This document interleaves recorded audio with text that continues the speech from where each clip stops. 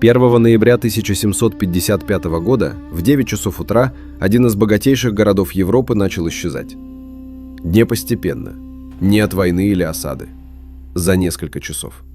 Сначала пришла земля и разрушила здание, потом пришла вода и добила берег, потом пришел огонь и довершил то, что не успело рухнуть. 3 катастрофы, одна за другой, без паузы, без возможности передышки. Лиссабон не пережил одного удара, он получил цепь ударов. Каждый следующий бил по тем, кто пытался спастись от предыдущего.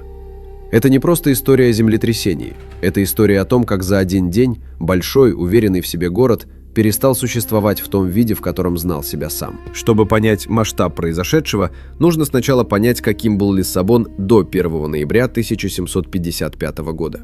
В середине XVIII века Лиссабон входил в число важнейших городов Западной Европы. Не по размерам, по весу. Португалия была морской империей. Ее торговые маршруты тянулись от Бразилии до Индии, от западного побережья Африки до островов Тихого океана. Золото, пряности, хлопок, рабы, специи – все это проходило через Лиссабонский порт. Город жил этим потоком и был им напитан. Склады, таверны, конторы, дворцы – около 200 тысяч жителей. По меркам XVIII века – огромный город. Застройка была плотной и разнородной. Узкие улицы средневекового центра, крутые холмы с каменными домами в несколько этажей, торговые кварталы у воды, дворянские особняки на возвышенностях, монастыри, соборы, церкви. Их в Лиссабоне было великое множество. Религиозная жизнь города была видна отовсюду – шпили, купола, звон колоколов. Лиссабон был городом церквей, их насчитывались десятки, от маленьких приходских до огромных монастырских комплексов с коллекциями, библиотеками и архивами, накопленными за несколько веков. 1 ноября отмечался День всех святых, один из главных католических праздников. Люди с утра шли на мессу. Во всех церквях города горели свечи. Кто-то подсчитал позднее, что в тот утренний час значительная часть городского населения находилась именно в зданиях, в церквях, в домах за праздничным столом, во внутренних дворах. Это означало, почти никто не был на открытом месте. Именно это стечение обстоятельств станет важным позже. Но пока утро. Обычное ноябрьское утро у большого южного города. Прохладно, солнечно, торговля у порта уже идет. Колокола зовут на службу. Лиссабон живет, как жил всегда. В 9:40 утра земля под городом дрогнула. Не сразу, сначала был гул, тот тип гула, который слышится до того, как понимаешь, что именно происходит. Глубокий, внутренной, идущий не с горизонта, а снизу. Потом пол под ногами качнулся. Потом качание стало трясти. Потом трясение превратилось в удар. Свидетели, выжившие в тот день, описывали момент начала по-разному. Кто-то слышал грохот, похожий на гром, кто-то скрежет, кто-то просто почувствовал, что земля уходит из-под ног, прежде чем услышал что-либо. Реакция людей в первые секунды зависела от того, где они находились. Те, кто был в церквях с высокими сводами, не успевали добежать до выхода. Те, кто был на улицах, получали удар от рушащихся фасадов. В портовых кварталах люди видели, как вода в Тежу вдруг пришла в беспокойное движение. Первые толчки длились несколько минут, по разным оценкам от 3 до 6. Для землетрясения это огромный срок. Большинство сейсмических событий укладываются в десятки секунд, и именно длительность создавала здесь особое разрушение. Здание, которое могло бы выдержать короткий импульс, постепенно теряло связность под непрекращающейся вибрацией. Кладка расходилась, арки теряли форму и рассыпались. Своды тяжелых церквей, державшиеся на каменных опорах, начинали смещаться. Фундаменты на холмистом рельефе города реагировали по-разному. Где-то грунт держал, где-то оседал или шел трещинами. Хаос разрушения не был равномерным, он был повсеместным. Лиссабон рухнул изнутри. Каменные стены разлетались на обломки. Церкви, которые стояли века, складывались за минуты. Своды монастырей падали на людей, которые пришли на праздничную мессу. Многоэтажные дома в центре обрушивались в узкие улицы, погребая под собой всех, кто был внутри, и отрезая пути бегства для тех, кто успел выскочить наружу. Лестницы заваливало, дворы засыпало. Пространство, в котором люди привыкли двигаться и ориентироваться, за несколько минут стало непроходимым лабиринтом из обломков. Сила удара оценивается сегодня примерно в 8-9 баллов по магнитудной шкале. Это один из мощнейших сейсмических событий в истории Западной Европы. Эпицентр находился в Атлантическом океане, приблизительно в 200 километрах к юго-западу от Лиссабона, у разлома, где сходятся евразийская и африканская тектонические плиты. Там, где две огромные части земной коры движутся навстречу друг другу, накапливается колоссальное напряжение. Когда оно выходит, освобожденная энергия разбегается во все стороны волнами. Лиссабон принял эти волны полностью, и его плотная, тяжелая, многовековая застройка не дала им никакого сопротивления. Дело не только в силе толчка. Дело в том, из чего был построен город и как он был устроен. Дворцы и церкви – это камень, кирпич, тяжелые своды. При сильной вибрации тяжелые конструкции не гнутся, они ломаются. Там, где деревянный каркас мог бы устоять или хотя бы упасть иначе, каменная кладка рассыпалась взрывообразно. Улицы, отделявшие один дом от другого, были слишком узкими, чтобы руины одной постройки не погребали соседние. Часть Лиссабона стояла на холмах из мягкого известняка, часть – на аллювиальных наносах у реки Тежу. Почвы с разными свойствами по-разному усиливали или гасили сейсмические волны. Там, где грунт был мягким и насыщенным водой, колебания оказывались сильнее. Это явление, сейсмическое усиление на мягких грунтах, сегодня один из ключевых факторов при оценке сейсмического риска для любого города. В Лиссабоне 1755 года оно сработало без всякой теории, просто как физика. Город был спроектирован для красоты, плотности и защиты от моря, не для землетрясений. Среди выживших в первые минуты началось движение, то самое, которое в любой городской катастрофе выглядит логично и оказывается роковым. Люди бежали к открытому пространству, к берегу, к воде. Логика была понятна. Узкие улицы давили обломками с обеих сторон, своды церквей провалились, дворы были непроходимы. А порт? Там было небо над головой, там не было стен, которые могли упасть. Там было пространство, воздух, возможность видеть горизонт и хотя бы ощущать, куда идти. Люди двигались к набережной, кто пешком по завалам, кто на лодках, некоторые пытались грузить на них имущество, кто-то искал членов семьи, кто-то просто стоял у воды, глядя на руины города, ожидая чего угодно, только не того, что произошло дальше. Они не знали, что делали то же самое, что и волна. Они шли к ней навстречу. Примерно через 40 минут после первых толчков море у Лиссабонского берега стало вести себя странно. Вода начала отступать. Дно обнажилось. Те, кто стоял у порта, видели, как прибой уходит назад дальше, чем бывает при самом низком отливе. Обнажились камни, песок, якоря упавших в воду судов. Отступание воды перед цунами сегодня известно как один из главных предупредительных сигналов. В 1755 году никто не знал этого знака. Люди, стоявшие у воды, могли шагнуть вперед, чтобы посмотреть. Некоторые так и сделали. Потом вода вернулась. Первая волна пришла быстро и с высотой, которую никто не ожидал, по разным данным, от 5 до 15 метров в разных точках побережья. Она ударила по портовой зоне, по набережным, по складам, по людям, которые только что пережили землетрясение и считали, что самое страшное позади. Волна смыла доки, суда, товары, тела погибших в первые часы, живых, раненых, тех, кто помогал раненым. Она прошла вглубь нижних кварталов города, туда, куда землетрясение еще не добралось в полной мере. За первой волной пришла вторая, потом третья. Интервалы между ними около 10-15 минут давали людям иллюзию того, что все закончилось, и заставляли тех, кто успел уйти на возвышение, снова спускаться. Те, кто поддался этой иллюзии, часто встречали следующую волну уже внизу. Эффект цунами в этом регионе ощутили и берега других стран. Волна дошла до Кадиса в Испании, до западного побережья Марокко, пересекла Атлантику и с ощутимой силой ударила по берегам Карибских островов и Бразилии, заморских территорий той самой Португалии, столица которой лежала в руинах. Цунами вызвано тем же подземным ударом, что и землетрясение. Когда на морском дне происходит резкий сдвиг породы, огромный объем воды получает импульс вертикального движения. Волна уходит от эпицентра в стороны. В открытом океане она почти незаметна. Длинная, пологая, высотой в несколько сантиметров. Но когда она достигает мелководья, ее энергия сжимается, скорость падает, высота растет. У берега она превращается в стену. В случае Лиссабона расстояние от эпицентра до берега давало примерно 40 минут. Именно столько понадобилось волне. 40 минут, за которые никто не успел передать предупреждение, потому что никто не знал, что нужно предупреждать. После цунами берег был другим. Нижняя Байша, торговый район в низине у воды, оказалась между двумя разрушениями – обломками сверху и водой снизу. Часть построек, устоявших при первых толчках, была снесена волной. Часть людей, выживших в развалинах, утонула. Но катастрофа еще не закончилась. В момент землетрясения в городе горели свечи. В домах, в церквях, в тысячах мест, где люди встречали праздничное утро. Когда здания рухнули, свечи упали в деревянные конструкции, в шторы, в разлитое масло, в оброненные факелы. Очаги возгорания возникли одновременно в десятках мест. В обычный день городской пожар можно попытаться локализовать, но в разрушенном городе, где нет воды, нет нормальных улиц, нет возможности двигаться по завалам, огонь не останавливается. Он распространяется туда, где еще что-то горит. Пожары длились несколько дней. Они уничтожили то, что не уничтожило землетрясение.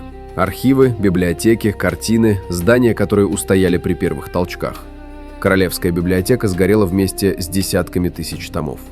Архив со свидетельствами о плаваниях португальских мореходов, географических открытиях, торговых маршрутах, картах был уничтожен вместе с тем, что не успело оказаться в сейфах или вынесено из огня. Это отдельная потеря, невидимая на фоне человеческих жертв, но ощутимая для истории. Часть документации об эпохе Великих Открытий сгорела именно тогда. Люди, раненые и застрявшие в завалах, погибали не от травм, а от огня, который дошел до них раньше, чем дошли спасатели. Некоторые кварталы города горели непрерывно 5 дней подряд. 3 бедствия – земля, вода, огонь – не были равнозначны по числу жертв. Историки полагают, что большинство погибших пришлось на первые минуты землетрясения. Обрушение зданий убивало быстро и без предупреждения. Цунами добавило к этому тех, кто выжил и пришел к берегу. Пожары растянули гибель на дни, уничтожая тех, кто оказался в ловушке в завалах, и разрушая то, что еще стояло. Но важнее арифметики было другое. Каждое следующее бедствие настигало людей именно тогда, когда казалось, что опасность миновала. Это особая жестокость цепных катастроф. Не один удар, от которого можно прийти в себя, а несколько, каждый из которых обесценивает попытку спастись от предыдущего. К концу 1 ноября Лиссабон как единый живой организм перестал существовать. Центральная часть города была уничтожена, портовая зона затоплена и сметена, жилые кварталы на холмах частично обрушены, частично охвачены огнем. Общее число погибших до сих пор является предметом исторических дискуссий. Оценки варьируются от 10 до 70 тысяч человек, в городе с населением около 200 тысяч. Разброс цифр отражает не небрежность историков, а реальную невозможность точного учета. Многие тела унесло море, многие погребены под руинами, многие деревни на южном побережье Португалии, в Алгарве, были сметены цунами полностью, без выживших, без записей, без возможности установить, сколько там было людей. Само землетрясение ощущалось на огромном расстоянии. Толчки фиксировались в Испании, во Франции, в Северной Африке, в Великобритании. В Финляндии и Швеции озера внезапно взволновались без видимой причины. Это явление называется сейшем. Сейсмические волны способны раскачать замкнутый водоем на другом конце континента. Лиссабонское землетрясение дало одни из первых задокументированных наблюдений этого эффекта. Потрясение прокатилось по всей Европе, и дело было не только в числах. Новости достигали других столиц с задержкой в несколько дней. Первые сообщения были фрагментарными и противоречивыми. Никто не мог охватить масштаб произошедшего с одной точки наблюдения. Но уже первые описания производили ошеломляющее впечатление. В газетах публиковались письма очевидцев, дипломаты слали донесения, торговцы, потерявшие товары и партнеров, давали показания. Картина складывалась медленно, и чем полнее она становилась, тем сильнее был шок. Лиссабон был символом. Столица морской империи, город, возведший множество монументальных церквей и соборов, один из центров католической цивилизации западного мира. Его гибель произошла именно в этот праздничный день, в момент, когда весь город молился. Это совпадение, религиозный праздник, горящие свечи, переполненные церкви, сделало катастрофу не просто трагедией, но интеллектуальным вызовом эпохи. Если богатейший и набожнейший город Европы не был защищен ни стенами, ни верой, что именно обеспечивает защиту? Где находится порядок вещей? Вопросы эти звучали во всех столицах. Философы, богословы, писатели и ученые реагировали с неожиданной интенсивностью. Вольтер написал поэму, жесткую, горькую, в которой отказывался принять привычное объяснение трагедии как части некоего высшего благого замысла. Если этот мир лучший из возможных, как утверждала популярная философская концепция того времени, то что именно означает уничтожение целого города в праздничный день? Руссо ответил ему, и этот обмен стал одним из самых известных интеллектуальных споров XVIII века. Кант написал 3 работы о землетрясениях. Первые в своем роде попытки систематически осмыслить природные катастрофы не через теологию, а через физику и географию. В разных странах Европы начали собирать свидетельства, составлять описания, задавать вопросы о причинах, а не только о смысле. Сам факт того, что к катастрофе стали подходить как к предмету изучения, а не только как к событию, требующему богословского объяснения, это небольшой, но ощутимый сдвиг в интеллектуальной культуре эпохи. Это не значит, что религиозные объяснения исчезли. Они никуда не делись и оставались доминирующими в публичном пространстве еще долго. Но трещина появилась. Лиссабонская катастрофа стала одним из событий, после которых стало немного труднее считать природные бедствия полностью непостижимыми. Наблюдение, описание, попытка понять механизм. Эти подходы получили после 1755 года новый импульс. Впрочем, у разрушенного города не было времени ждать, пока философы закончат споры. Лиссабон нужно было восстанавливать, и восстанавливать быстро. Ответственность за это взял на себя человек, имя которого накрепко связалось с историей катастрофы. Себастьян Жозе де Карвалью Эмилу, вошедший в историю как маркиз Помбал. Первый министр португальской короны, он оказался человеком редкого типа для своего времени, способным действовать в условиях полного хаоса и при этом удерживать в голове долгосрочную перспективу. Его фраза, вошедшая в легенду «хоронить мертвых и кормить живых», задала практический приоритет в первые дни. Но уже вскоре стало ясно, что Помбал думает не только о выживании, но и о том, каким будет новый город. Новый Лиссабон строился иначе. Район Байша, сметенный катастрофой, был перепроектирован с нуля. Широкие прямые улицы вместо средневековых закоулков, ровные кварталы, здания с единым фасадом, которые строились по относительно стандартизированным проектам. Помимо эстетических соображений, здесь было и практическое. Широкие улицы лучше эвакуируют людей, однотипные конструкции легче контролировать. Регулярная планировка позволяет бороться с пожарами эффективнее. Некоторые здания Нового Лиссабона строились с деревянными каркасами внутри каменных стен. Это делало конструкцию более гибкой при сейсмическом воздействии. Такой подход получил название «помбалинский каркас» и стал одним из первых задокументированных примеров сознательного сейсмостойкого строительства в Европе. Более того, Помбал организовал нечто, что сегодня называется систематическим сбором данных о катастрофе. По всем приходам страны были разосланы вопросники с просьбой описать, что происходило в разных местах, как вело себя море, как долго длились толчки, что именно рухнуло, а что устояло. Ответы, собранные в единый массив, стали одним из первых в истории попыток систематически изучить географию и динамику природной катастрофы. Не через хроники и легенды, а через упорядоченное свидетельство. Это был сдвиг в мышлении. Небольшой по меркам истории науки, но ощутимый. Катастрофа поставила перед людьми вопросы, ответы на которые они начали искать не только в религии, но и в наблюдении за миром. Данные, собранные по вопросникам Помбала, позволили исследователям позднее восстановить приблизительную карту интенсивности землетрясения, понять, какие районы пострадали сильнее, где вода вела себя аномально, где первые толчки сопровождались характерными звуками. Это стало одной из первых попыток создать то, что сегодня называется картой сейсмической интенсивности. Наблюдательный подход к природным катастрофам имеет и более практическое измерение.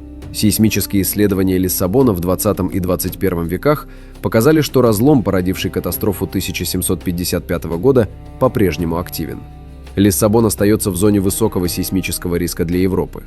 Восстановленный Лиссабон поднялся над своими руинами за несколько десятилетий. Это потребовало колоссальных ресурсов и четкой политической воли, и Помбал ее обеспечил, не останавливаясь перед жесткими решениями. Мародерство в первые дни после катастрофы каралось смертью. Споры о правах собственности на разрушенные участки решались быстро и без долгих судебных процессов. Государство брало на себя координацию восстановления и не давало индивидуальным интересам тормозить общий процесс. Это тоже был по-своему урок катастрофы. Иногда скорость реакции важнее точности процедуры. Сегодня в историческом центре города, в районе Байша, стоят здания, построенные после 1755 года, и они несут на себе след этой катастрофы. Ровные линии, широкие улицы, регулярная планировка, которая выдает послекатастрофное мышление человека, знающего, что может случиться. Что остается от этой истории, если смотреть на нее сегодня? За несколько часов 1 ноября 1755 года Лиссабон прошел через 3 разных вида уничтожения. Земля сломала его структуру, вода добила его берег, огонь продолжал уничтожение еще несколько дней после того, как первые 2 удара были нанесены. Люди, пережившие первый толчок, нередко погибали во 2-й или 3-й волне катастрофы. Те, кто бежал к воде в поисках безопасности, оказались ближе всего к волне. Ни статус города, ни его богатство, ни его религиозная жизнь не стали защитой. Разлом в Атлантике не знал этих категорий. Он отреагировал на накопленное напряжение в земной коре и передал это напряжение туда, где его приняла каменная застройка, плотные кварталы, люди на улицах и в церквях. Это событие вошло в историю не потому, что было самым смертоносным землетрясением всех времен. Более разрушительные по числу жертв катастрофы случались в других частях мира. Лиссабон вошел в историю потому, что он стоял на пересечении нескольких уязвимостей сразу – геологической, градостроительной, географической. И потому, что его гибель произошла в том месте и в то время, когда ее невозможно было не заметить.